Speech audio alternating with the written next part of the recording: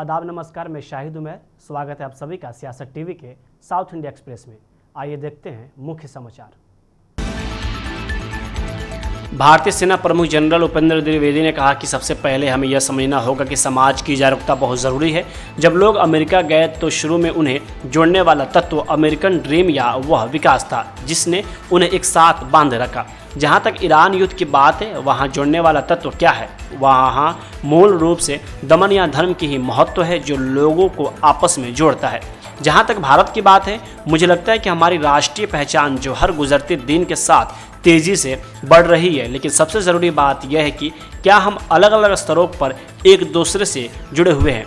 जुड़ने के लिए आपको एक सही ढांचे की ज़रूरत होती है। हमारे संदर्भ में मैं जिस चीज़ पर ध्यान दे रहा हूँ वह यह है कि हमारे शैक्षणिक संस्थान इसमें बहुत अहम भूमिका निभा सकते हैं। महिला आरक्षण बिल पर कांग्रेस नेता वी हनुमंतराव ने कहा कि कल कैबिनेट ने महिलाओं को सत्ता में हिस्सेदारी देने का फैसला किया और यह फैसला 2011 की जनगणना के आंकड़ों पर आधारित है। आगे उन्होंने कहा कि मेरे नेता राहुल गांधी के सिद्धांत के अनुरूप अभी जाति आधारित जनगणना सर्वे चल रहे हैं। वंदन अभियान नारियों को पावर में शेयर देंगे बोल के कल कैबिनेट में एक निर्णय लिए और उसका सेंसस 2011 से ले रहे। मेरा लीडर राहुल गांधी क्या बोला? जितना हिस्सेदारी उतनी भागीदारी बोला। वो हिसाब से अभी जो कैस्ट वाइज सेंसस हो रहे हैं, जो केंद्र सरकार से होम मिनिस्टर का आदेश है 33 इश्यूज रखे, उसमें एक इश्यू क्या रखे? जिसका मकान का ओनर है वो SC है, ST है, ये दोनों का बराबर का हिस्सेदार बना दिया। मगर OBC का कोई हिस्सेदारी नहीं है। OBC कालम रहना ना, पहली मर्तबा हमारा OBC में जागृति आई जो बाबा साहब अम्बेडकर कॉन्स्टिट्यूशन लिखा। उससे पहले हमारे महात्मा ज्योतिराव फूले पढ़ लिख के तो आगे बढ़ेंगे बोल के 18वीं सेंचुरी में एक नारा दिया था, वो आज सक्सेस हुआ। हर नौजवान और खवातीन आज पढ़ने को, महिला पढ़ने को आगे बढ़ रहे। तो इसमें पहला जो सेंसस कर रहे उसमें OBC को और लुक कर दिए। वही राहुल गांधी कन्याकुमारी से कश्मीर तक चलने के बाद we come to the power, will conduct caste wise census, जितना हिस्सेदारी उतनी भागीदारी बोला। मगर ये सरकार उसमें OBC की बात ही नहीं कर रहे और महिला लोग।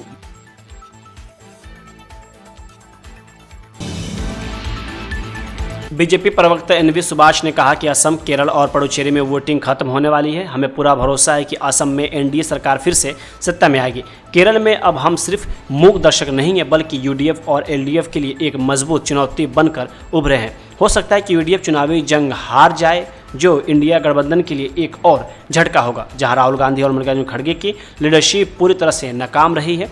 हमें पूरा यकीन है कि पुडुचेरी में भी हमारे नतीजे बहुत शानदार रहेंगे। आगे उन्होंने ये भी कहा कि चुनाव विकसित भारत 2047 का रास्ता साफ करेंगे। तेलंगाना हाई कोर्ट ने आज कांग्रेस नेता पवन खेड़ा द्वारा असम पुलिस द्वारा उनके खिलाफ दर्ज जालसाजी और आपराधिक साजिश के मामले में दायर ट्रांजिट अग्रिम जमानत याचिका पर अपना आदेश सुरक्षित रख लिया है। जस्टिस के सुजाना ने अपना फैसला सुरक्षित रखने से पहले इन मामले की सुनवाई 1 घंटे से ज़्यादा समय तक की। असम पुलिस ने खेड़ा के खिलाफ तब केस दर्ज किया था जब उन्होंने हाल ही में यह दावा किया था कि असम के मुख्यमंत्री हेमंत बिस्वा शर्मा की पत्नी रिंकी भूइया के पास कई विदेशी पासपोर्ट और विदेश में अघोषित संपत्तियां हैं। इस मामले में उन पर कथित मनहानि, जलसाजी और आपराधिक साजिश के आरोप लगाए गए। वही खेड़ा की तरफ से पेश हुए सीनियर वकील अभिषेक मनु सिंघवी ने कोर्ट को बताया कि सिर्फ एक प्रेस कॉन्फ्रेंस के लिए उन पर कई आरोप लगाए गए हैं, जिनमें उनके क्लाइंट ने असम के मुख्यमंत्री पर आरोप लगाए थे। उन्होंने इसे राजनीतिक बदले का मामला बताया। तेलंगाना के स्वास्थ्य मंत्री दामोदर नरसिम्हा ने आज कहा कि पूरे राज्य में आपातकालीन और गहन देखभाल सुविधाओं को बेहतर बनाने के लिए एक नया प्रयास किया जाएगा, जिससे कोंडापुर में 100 बिस्तरों वाली गहन देखभाल इमारत का निर्माण भी शामिल है। मंत्री ने इलाके के विधायक अरिगापुड़ी गांधी के साथ मिलकर उस इमारत की नींव रखी जिसके निर्माण पर लगभग 41 करोड़ रुपए की लागत आने का अनुमान है। पत्रकारों को संबोधित करते हुए उन्होंने बताया कि इस तरह की परियोजनाएं बढ़ते शहरी केंद्रों में आधुनिक स्वास्थ्य सेवाओं की उपलब्धता बढ़ाने के लिए चलाए जा रहे एक बड़े कार्यक्रम का हिस्सा है। उन्होंने आगे कहा कि एक नए ट्रामा केयर पॉलिसी शुरू की गई है ताकि ये सुनिश्चित किया जा सके कि दुर्घटनाओं के बाद जिन मरीजों को तुरंत इलाज की ज़रूरत होती है उन्हें समय पर चिकित्सा सहायता मिल सके। इस कार्यक्रम के तहत राष्ट्रीय और राज्य दोनों तरह के राजमार्गों पर 109 ट्रामा केयर सेंटर स्थापित किए जाएंगे। कांग्रेस के पूर्व नेता जीवन रेड्डी ने आज कहा कि पूर्व उप मुख्यमंत्री और बीआरएस के अध्यक्ष के चंद्रशेखर राव का शासन रेवंत रेड्डी के कार्यकाल से बेहतर था। कांग्रेस के पूर्व नेता ने मौजूदा सरकार पर बीआरएस सरकार के कार्यकाल के दौरान किए गए कार्यों को खत्म करने का आरोप लगाया। मीडिया को संबोधित करते हुए रेड्डी ने कहा कि लोगों ने यह सोचकर कांग्रेस को चुना था कि वह बीआरएस से बेहतर काम कर सकती है, लेकिन ऐसा नहीं हुआ। उन्होंने रायथू बंधु योजना को लागू करने के लिए केसीआर की तारीफ की और कहा कि भले ही बीआरएस के घोषणा पत्र में इस योजना का जिक्र नहीं था, फिर भी पूर्व मुख्यमंत्री ने इस योजना के लिए फंड जुटाया। उन्होंने कहा कि केसीआर ने महिलाओं के लिए कल्याण लक्ष्मी शादी मुबारक और केसीआर किट जैसी कल्याणकारी योजनाएं लागू की। ये योजनाएं भारत में कहीं और उपलब्ध नहीं है। यह बयान उन अटकलों के बीच सामने आया है जब कांग्रेस के पूर्व नेता बीआरएस में शामिल हो सकते हैं, ऐसी खबरें सामने आ रही है। केंद्रीय नागरिक उड्डयन मंत्री राममोहन नायडू ने घोषणा की है कि आदिलाबाद में प्रस्तावित हवाई अड्डे का उपयोग नागरिक सेवाओं के साथ साथ सशस्त्र बलों के प्रशिक्षण के लिए भी किया जाएगा। उन्होंने कहा कि केंद्र सरकार आदिलाबाद में एक बड़ा हवाई अड्डा बनाने पर विचार कर रही है और रक्षा अधिकारियों की एक टीम जमीनों का मुआयना करेगी ताकि यह पता लगाया जा सके कि नए हवाई अड्डे के निर्माण के लिए उपयुक्त है या नहीं। वहीं केंद्रीय कोयला और खान मंत्री जी किशन रेड्डी और आदिलाबाद के विधायक पायल शंकर के साथ मीडिया को संबोधित करते हुए नायडू ने कहा कि आदिलाबाद में 360 एकड़ रक्षा भूमि है और राज्य सरकार निर्माण कार्य के लिए 450 एकड़ से अधिक जमीन सौंपेगी। नायडू ने यह भी घोषणा की है कि केंद्र सरकार की योजना 3 महीने के भीतर वारंगल जिले में ममनूर हवाई अड्डे के निर्माण की आधारशिला रखने की है। उन्होंने बताया कि राज्य सरकार ने जमीन अधिग्रहण कर ली है और उसे सौंप दिया जाएगा ताकि हवाई पट्टी को एक पूर्ण विकसित हवाई अड्डे में बदलने की लंबे समय से चली आ रही मांग को पूरा किया जा सके। कांग्रेस नेता अभिषेक मनु सिंघवी ने मुख्य चुनाव आयुक्त गणेश कुमार को हटाने के विपक्ष के प्रस्ताव को खारिज किए जाने की आलोचना करते हुए कहा कि महाभियोग की प्रक्रिया प्रभावी रूप से एक ही व्यक्ति के निर्णय तक सीमित हो गई है। प्रेस कॉन्फ्रेंस में बोलते हुए सिंघवी ने कहा कि महाभियोग की प्रक्रिया एक व्यक्ति के निर्णय तक सीमित हो गई है। इससे लोकतंत्र के मंदिर, सर्वोच्च न्यायालय द्वारा नियुक्त न्यायिक निकाय और सर्वोच्च न्यायालय के परामर्श द्वारा किसी भी प्रकार की आगे की जांच पड़ताल का प्रभाव समाप्त हो सकता है। उन्होंने पीठासीन अधिकारी की संवैधानिक शक्तियों पर सवाल उठाते हुए पूछा कि क्या संविधान निर्माताओं ने, क्या डॉक्टर बाबा साहब अम्बेडकर ने कभी यह कल्पना की थी कि कुछ चीज़ें एक ही व्यक्ति के हाथों में इस हद तक सौंप दी जाएगी कि उनकी जवाबदेही शून्य हो जाएगी। केंद्रीय मंत्री एच.डी. कुमारस्वामी, रेल राज्य मंत्री वी सोमन्ना और सांसद यदुवीर कृष्णदत्त चमराजा वाडियार ने बेंगलुरु मैसूर रेल मार्ग पर विंडो ट्रेलिंग निरीक्षण किया। रेल मंत्रालय के राज्य मंत्री वी सोमन्ना ने कहा कि रेलवे को नियमित रूप से निर्देश भेजे जाते हैं, साथ ही पत्र भी भेजे जाते हैं जिनमें हम उन मुद्दों को उठाते हैं जिन पर मंत्रियों और अधिकारियों को ध्यान देना चाहिए। आगे उन्होंने कहा कि त्वरित कार्रवाई जरूरी है ताकि जनता देख सके कि प्रधानमंत्री मोदी का विजन कैसे लागू किया जा रहा है।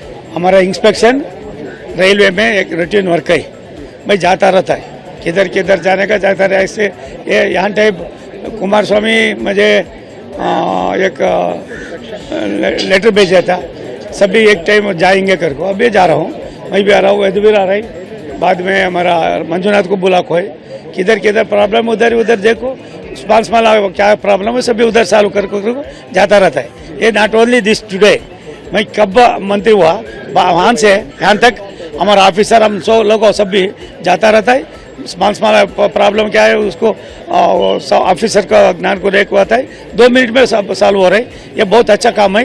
पब्लिक को क्या चल रहा है, कैसा चल रहा है, मोदी जी का एक संदेश कैसा चल रहा है, बाद में हमारा मंत्री अश्विनी वैष्णव कैसा कैसा काम चल रहा है, ये सब भी बात करने का ये बहुत मौका रहता है, बहुत मौका रहता है। मीटिंग कर रहे हैं, एलोकेशन भी बहुत ज़्यादा हुआ नहीं, एलोकेशन ज़्यादा का नहीं, ज़्यादा का कंटिन्यू हो रही।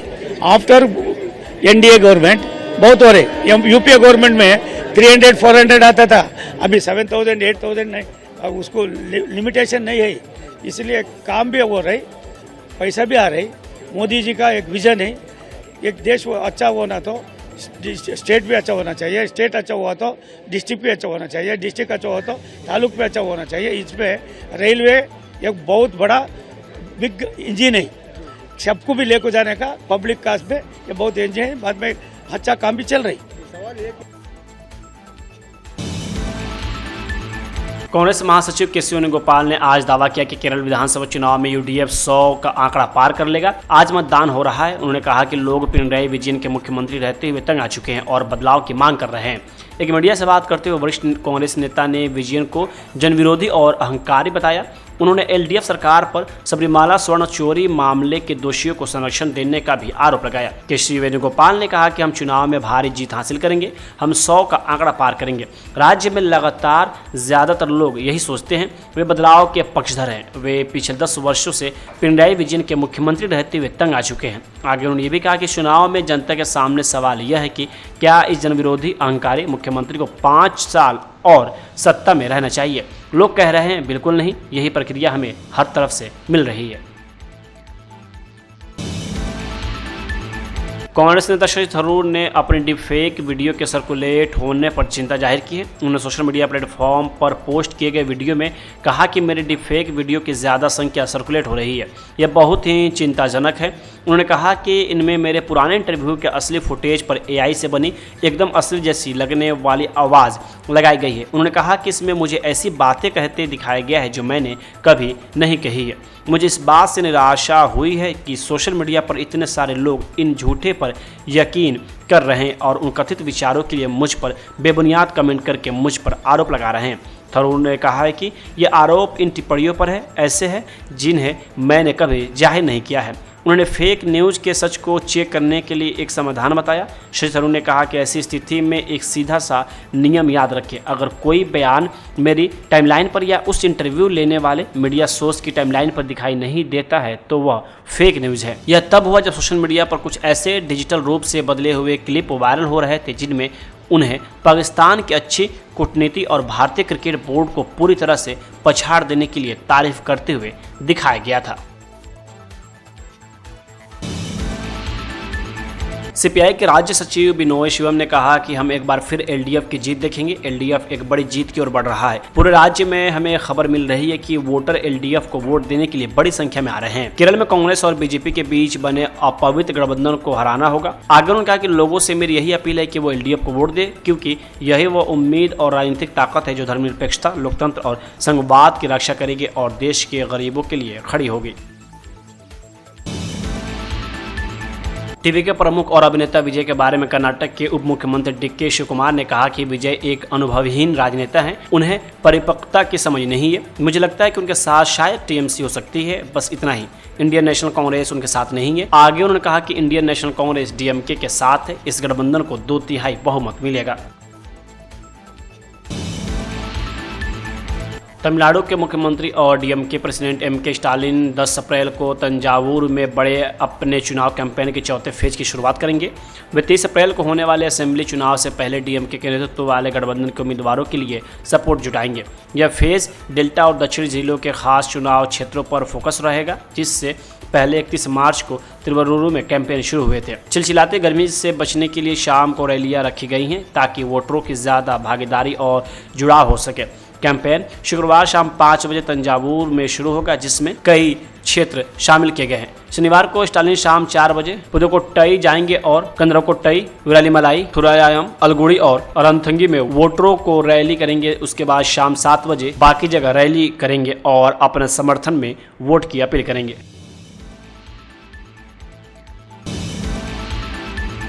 एदप्पट्टी पळनिस्वामी के बयान पर डीएमके नेता टीकेएस इलंगोवन ने कहा कि उन्हें पता है कि वे हार चुके हैं, तो वे और किस बारे में बात कर सकते हैं। अपने काम के बारे में तमिलनाडु के लोगों के लिए उन्होंने कुछ भी अच्छा किया है क्या? उन्होंने उन लोगों के खिलाफ कभी कोई कार्रवाई नहीं की जिन्होंने उनके अपने नेता के ऊपर घर पर बुरी नजर डाली। वे AIADMK के ज्यादातर लोगों द्वारा चुने गए नेता नहीं थे, इसलिए पार्टी कई गुटों में बंट गई। उन्हें डर है कि कुछ लोग वापस पार्टी में शामिल हो सकते हैं जिससे वे सत्ता खो सकते हैं। वे कोई नेता नहीं है बल्कि बस एक ऐसे व्यक्ति हैं जिनके पास पैसा है और कुछ गैर कानूनी काम कर सकते हैं। महिला आरक्षण बिल पर उन्होंने कहा कि बीजेपी यह बिल तब क्यों ला रही है जब कई राज्यों में चुनाव होने वाले हैं। केरल, तमिलनाडु और पश्चिम बंगाल इसका विरोध करेंगे क्योंकि वहां विपक्षी पार्टियों की सरकारें हैं, इसलिए वे इस स्थिति के फायदा उठा रहे हैं।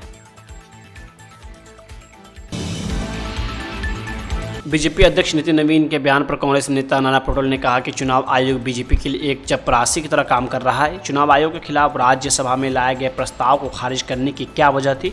आप चुनाव आयोग की वजह से जीत रहे हैं, लोगों की वजह से नहीं। मुझे लगता है कि भाजपा के राष्ट्रीय अध्यक्ष अभी नए नए बने हैं, ज़्यादा नमाज पढ़ रहे हैं। मूल सब्जेक्ट ऐसा है कि बेईमानी से चुन के आने वाले चुनाव आयोग को पूरा उनका चपरासी बनकर जो काम कर रहा है, जो विरोधी दल ने जो लोकसभा और राज्यसभा में चुनाव आयोग के विरोध में जो प्रस्ताव लाया था, उस कौन से कारण से उसको रिजेक्ट किया गया। पूरी फॉर्मेलिटी थी उसमें, किस कारण से हमने वो प्रस्ताव लाया वो भी लिखा था। और लेकिन चुनाव आयोग जो है वो बीजेपी का चपरासी बनकर काम कर रहा है और इसलिए चुनाव आयोग के भरोसे तुम लोग जीत रहे हो, पब्लिक से नहीं जीत रहे हो। बीजेपी नीचे में नहीं है, बीजेपी के बारे में गुस्सा है। जो बार बार जुमलेबाजी देश के प्रधानमंत्री के पद पर बैठे हुए व्यक्ति नरेंद्र मोदी करते हैं, उनके बारे में लोगों को गुस्सा है, बीजेपी के बारे में गुस्सा है। पर तुम चुनाव आयोग के भरोसे जीत रहे हो, ये उसमें का सच है। कांग्रेस आज भी लोगों के दिलो दिमाग में है, कांग्रेस जमीन की पार्टी।